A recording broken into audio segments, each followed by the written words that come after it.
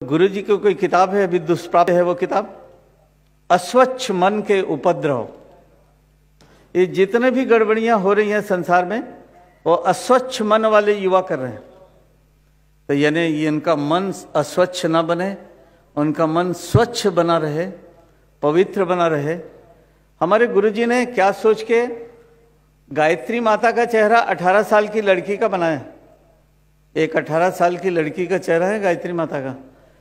तो ये वो गुरुजी ये कहना चाहते हैं 18 साल की लड़की को माता के रूप में देख सको तभी ठीक होगा। श्रद्धेय डॉक्टर साहब ने एक बार गोस्वामी तुलसीदास जी की सच्ची घटना अपने किसी व्याख्यान में ऐसे बताई थी कि तुलसीदास जी रत्नावली के डांटने से सन्यासी तो बन गए थे, लेकिन पूरी तरह से काम वासना को वो जीत नहीं सके थे। अब सन्यासी बन गए थे, गोस्वामी तुलसीदास बन गए थे, लेकिन इसके बिना यदि जीतेंगे नहीं तो ये सब बेकार है। तो फिर कहते हैं उसको जीतने के लिए कहाँ गए वो? जनकपुर गए। जनकपुर एक छोटी सी झोपड़ी ली और उसमें महीनों, शायद 1 आध साल का समय बिताया जप तप करके।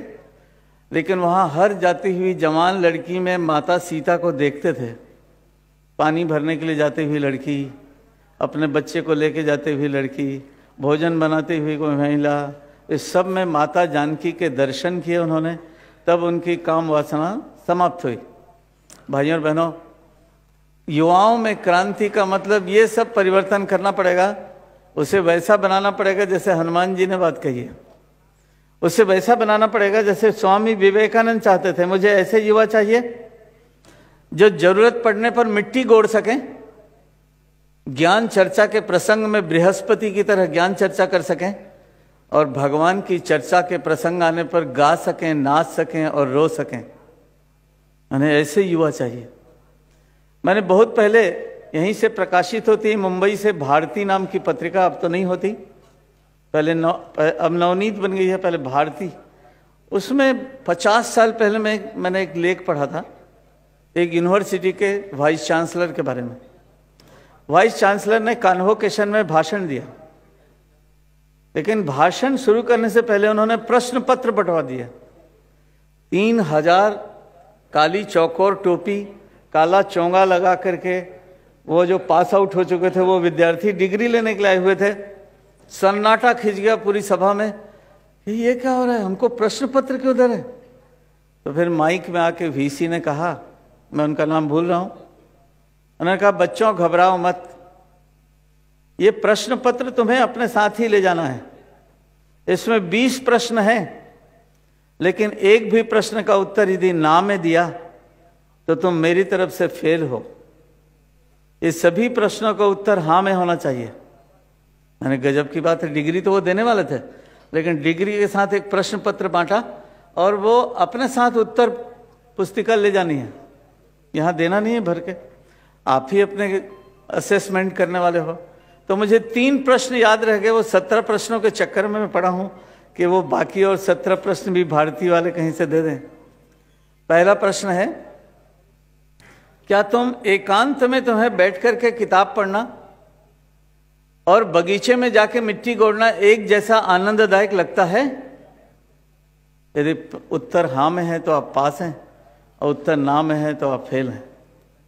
दूसरा प्रश्न है, क्या तुम एक ईमानदार आदमी से और एक सच्चरित्र विधवा से आंखें मिलाकर के बात कर सकते हो? यदि हाँ में है तो पास हैं आप, और ना में है तो फेल हैं। और तीसरा अजीबोगरीब प्रश्न है, क्या गली का लावारिस कुत्ता तुम्हारे पीछे पीछे चला आता है? आप कहेंगे कुत्ते से शिक्षा का क्या संबंध है? भाई बहुत संबंध है ना।